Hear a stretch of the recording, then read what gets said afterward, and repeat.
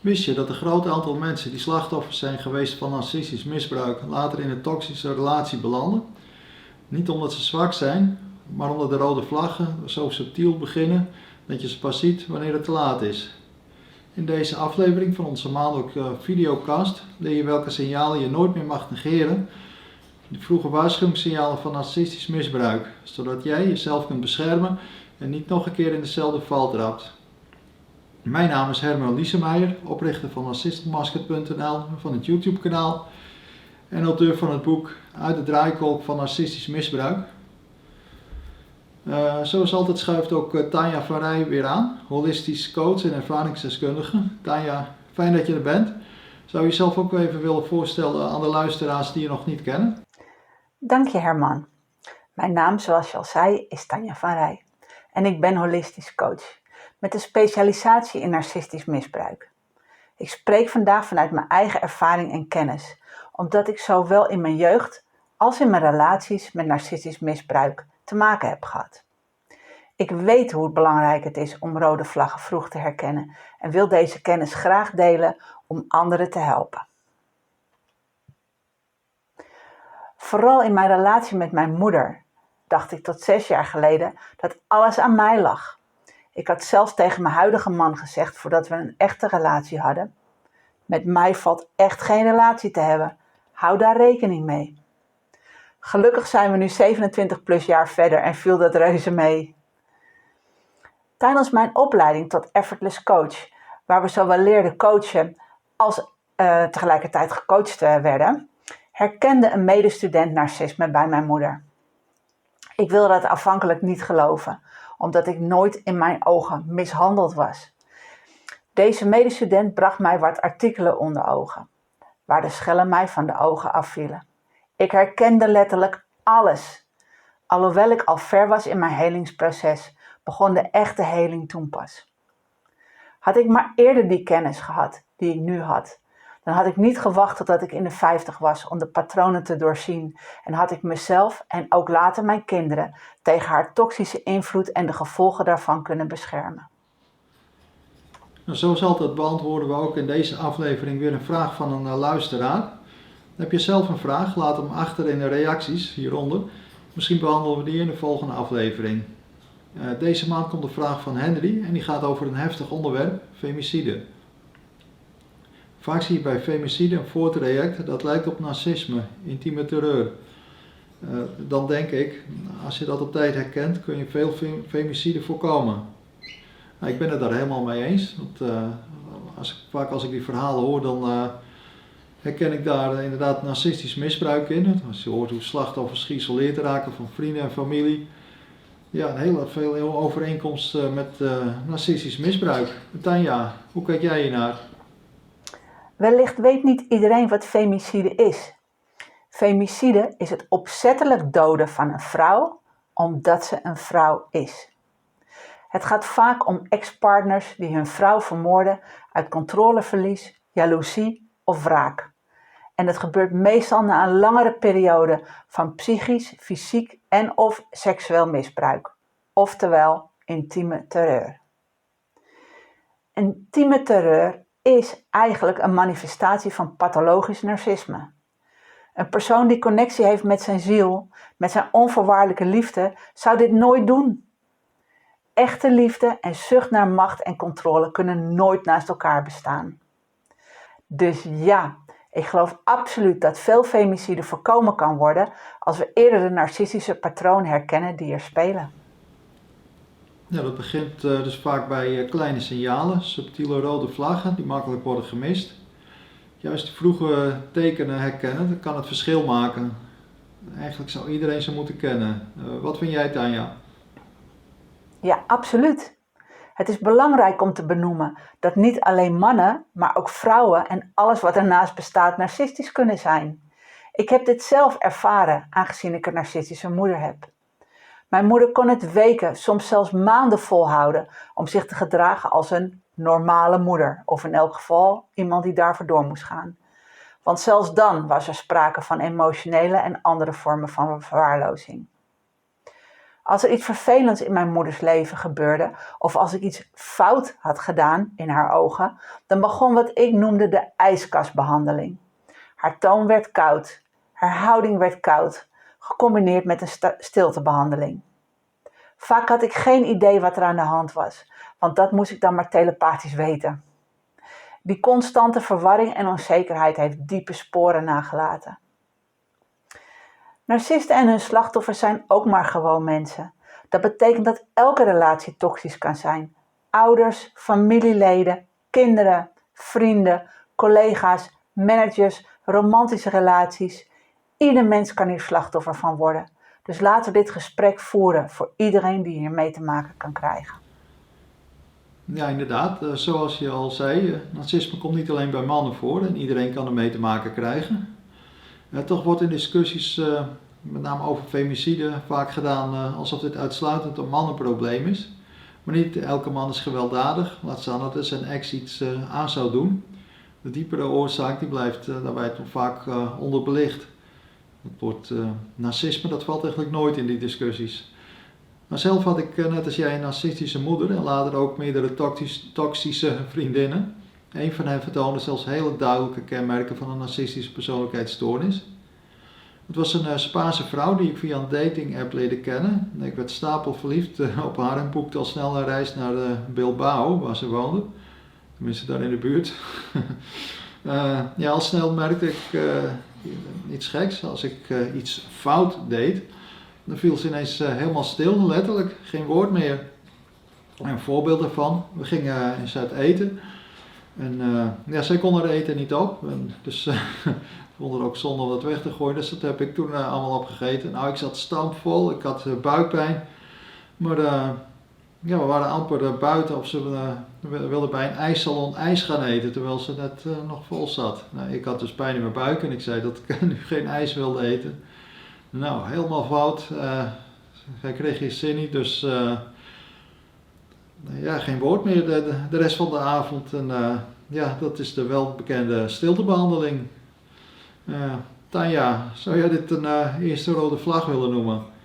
De stiltebehandeling of silent treatment is een vorm van emotionele manipulatie. Iemand verbreekt ineens het contact of reageert nergens meer op. Zonder uitleg, als een soort straf. Ze doen alsof je niet bestaat, alsof jouw aanwezigheid niet de moeite waard is. En dat kruipt onder je huid. Het maakt je onzeker, klein en afhankelijk. Mijn moeder doet dat al bij mij zolang ik mij kan herinneren. En het is doorgegaan in mijn volwassen leven tot het moment dat ik het contact verbrak. Als kind deed ik iets fout in haar ogen. Ik wist vaak niet eens wat. En ineens stilte. Dagenlang, weken zelfs. Ze keek me niet aan, geen hallo, geen doei. Alleen het hoognodige, zoals eten voor mijn neus zetten. Wat zij niet wist, is dat ik deze periodes prettig vond, omdat de giftige aandacht dan niet op mij gericht was. Maar het was niet bedoeld om aardig te zijn. Het was bedoeld om mij te breken. Als kind dacht ik altijd, wat heb ik verkeerd gedaan? Ik voelde me onzichtbaar en tegelijkertijd schuldig, alsof ik het allemaal moest oplossen. En dat is precies het giftige. Je leert om jezelf te overcompenseren, om altijd op eieren te lopen, zodat je de ander maar niet kwijtraakt. Als iemand je afstraft met stilte in plaats van het gesprek aan te gaan, dan ontneem je iemand verbinding en veiligheid. Zeker in het begin van een relatie, vriendschap of samenwerking is dat een teken aan de wand. Het is een manier om controle te krijgen. Jij doet wat ik wil, anders trek ik me terug. Maar nogmaals, het is niet exclusief narcistisch gedrag. Sommige mensen doen dit omdat ze zelf niet geleerd hebben om met conflict om te gaan. Maar als het vaker gebeurt en je merkt dat het bij jou verwarring, schuldgevoel of onzekerheid oproept, neem het dan serieus. Je verdient relaties waarin conflict wordt besproken, niet dat je wordt genegeerd of gestraft. Nou, oké. Wat maakt het zo lastig om rode vlaggen te herkennen? Een narcist heeft niet op zijn of haar voorhoofd staan dat ze het zijn. Ze zijn heel goed om de schijn op te houden en je het hoofd op hol te brengen. Er wordt gezegd dat narcisten niet empathisch zijn. Dat is niet waar. Ze hebben geen compassie of liefde, maar ze zijn wel empathisch. Ze hebben heel snel in de gaten wat jij nodig hebt en spiegelen dat naar je. Hierdoor voelt de eerste rode vlag eigenlijk als een groene vlag aan. Het antwoord op je gebeden. Ze voelen niet direct als een alarmbel, want wie denkt er iets verkeerds als iemand je veel aandacht geeft of zegt: ik wil altijd bij je zijn. Zo was er eens een knappe, charmante man die keihard voor mij viel. Of dat dacht ik. Ik had toen nog heel weinig gevoel voor eigenwaarde. Dus toen deze man net deed alsof hij mini mij wilde hebben, was ik starstruck. Hij legde zelfs een keer de rode loper voor me uit. Werkelijk, ik ben beschaamd om dat nu te zeggen. Maar als hij mij belde en een kooswoordje zei, viel ik bijna flauw. Mijn dromen beantwoord. Mijn eigenwaarde onmiddellijk afhangend van zijn aandacht. Het bleek uiteindelijk allemaal een farce. Zijn aandacht was slechts een spiegel voor wat hij zag dat ik nodig had. Die spiegel brak in 1000 stukken uiteen. Het liet mij zien dat ik mijn eigenwaarde en bevestiging uit mezelf moest halen. Dan zouden dat soort types geen grip meer op mij kunnen krijgen. Lovebombing geldt voor open narcisten, maar bij kwetsbare narcisten is het subtieler. Zij laten jou bijvoorbeeld denken dat jij de enige bent die hen begrijpt en dat je hen niet mag verlaten. De volgende man die ik toeliet in mijn leven was allesbehalve knap.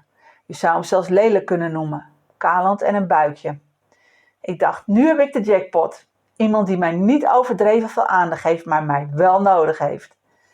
Ook hier minder duidelijk, maar vreemd gedrag. Ik begon hoe verder ik met die relatie kwam, en deze duurde wel wat langer, meer en meer te zien dat zijn liefde niet echt was, maar een rookgordijn om te zorgen dat ik bij hem bleef. De eerste rode vlag is dus dat je van je voeten afgecharmeerd wordt of dat je het gevoel wordt gegeven dat je nodig bent. Ja, en zo kom je dus ongemerkt in de cyclus van een narcistisch misbruik terecht.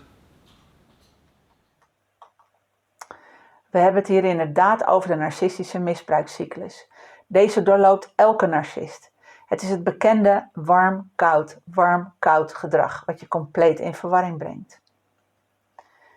Er komt een moment in de eerste binnenhengelfase waarin het gedrag totaal omslaat en de schuld daarvoor zal in jouw schoenen geschoven worden.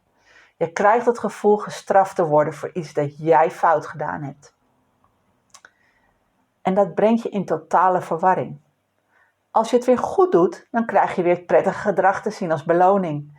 Dit geeft een hoge dopamine shot en dit is een gelukshormoon dat ook vrijkomt bij het gebruik van heroïne. Je wordt letterlijk verslaafd gemaakt aan de goedkeuring van een narcist. Dat is de volgende rode vlag.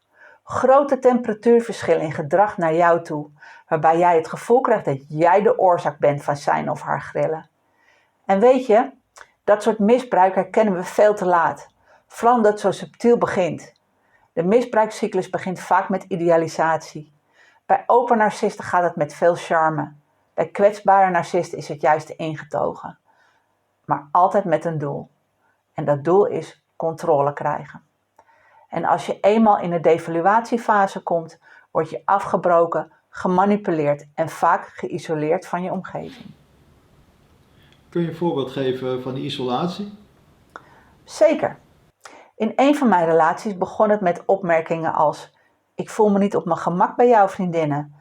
Of waarom bel je die en die zo vaak? Het lijkt onschuldig, maar als je daaraan toegeeft, bouw je langzaam je eigen gevangenis. Ook kan het karaktermoord zijn van mensen die dicht bij je staan en jou het gevoel geven dat de narcist de enige is die jou begrijpt en jou ondersteunen kan. Ouderverstoting begint ook vaak zo. Al vanaf het prille begin zijn mijn moeder en mijn ex-man bezig geweest om mijn kinderen te vergiftigen tegen mij. Ik werd neergezet als een emotioneel instabiel iemand, een leugenaar en een fantast. Oh jeetje, heeft ze weer overgereageerd omdat je haar uitschold, sloeg of schopte? Hoe durft ze jou te straffen alleen maar omdat jij jouw gevoelens uitte? Oh, kom maar hier, ik begrijp je wel hoor. Vervolgens ging mijn moeder leugens over mij vertellen. Ik kon mij daarna niet meer verweren, omdat ik al weggezet was als leugenaar en fantast. Die lieve oma of mijn lieve vader zal toch zoiets niet verzinnen? Dit is mijn verhaal. Niet ieder kind kiest bewust tegen een ouder, Maar als manipulatie al op jonge leeftijd begint, verliezen zij de kans op hun eigen waarheid. Als je geïsoleerd wordt, komt het moment dat je je eenzaam voelt. En die ene persoon, de narcist, is dan nog het enige veilige in jouw leven. Zijn er nog meer rode vlaggen? Een andere rode vlag is gaslighting. Gaslighting is het verdraaien van jouw realiteit. Je herinnert je iets op een bepaalde manier, maar zij ontkennen het of draaien het zo dat jij je afvraagt of jij het misschien fout hebt. Dit is iets wat ik zelf heb meegemaakt. Mijn moeder deed dit bijvoorbeeld door mijn herinneringen te herschrijven. Op een gegeven moment weet je niet meer wat echt is. Bijvoorbeeld, als ik iets aan haar uitleende en het niet terugkreeg, dan ontkende ze het ooit geleend te hebben. Ik ontdekte dan pas veel later, doordat ik het bewuste item tegenkwam in haar huis, dat ze het wel degelijk had. Vervolgens ontkende ze dat ze ooit had gezegd dat ik het niet uitgeleend zou hebben. Dat moet heel verwarrend geweest zijn. Absoluut. En dat brengt me op een andere rode vlag. Schuldgevoel en emotionele chantage. Narcisten laten je altijd denken dat jij degene bent die tekortschiet. Als je echt van me houdt, dan, of ik ben zo teleurgesteld in je. En voor je het weet, ga je je aanpassen om hen tevreden te houden. Zelf heb ik dingen gedaan die ik anders nooit zou hebben gedaan om mijn moeder blij en tevreden te houden. Dat kan soms heel ver gaan. En, wat zou je tegen iemand willen zeggen die nog twijfelt of hij of zij ook daadwerkelijk met een narcist te maken heeft? Bijvoorbeeld als je continu twijfelt aan jezelf. Als je het gevoel hebt dat je alles verkeerd doet. Als je moe bent van het steeds goed maken. Dat zijn rode vlaggen. Hou bij wat er gebeurt. Schrijf op. En kijk hoe er gereageerd wordt als jij een grens stelt. Wordt dat gerespecteerd of krijg je de schuld? Ook als je het gevoel krijgt gestraft te worden en vaak niet eens weet waarvoor, is een duidelijk waarschuwingssignaal. Let ook op lovebombing bij het begin van een relatie. Overdreven complimenten, cadeaus of snel willen samenwonen in een romantische relatie zijn meestal een manier om je snel te binden. Let ook op een abrupte switch van lovebombing naar afstandelijkheid, kritiek of koude kilte. Uiteindelijk gaat het eigenlijk niet eens om de vraag of je met een narcist te maken hebt, maar op hoe jij verdient behandeld te worden. Ja, herkenbaar. Zijn er nog meer specifieke signalen die jij ziet als rode vlaggen? Ja, meerdere. Bijvoorbeeld als iemand jouw emoties omdraait. Oh, je bent altijd te gevoelig. Of als je constant het gevoel hebt dat je moet uitleggen waarom je iets wilt. Zelfs bij kleine dingen, zoals wanneer je een avondje alleen wilt zijn. Of als iemand je sociale kring wil beperken. Of als je merkt dat je jezelf steeds kleiner maakt.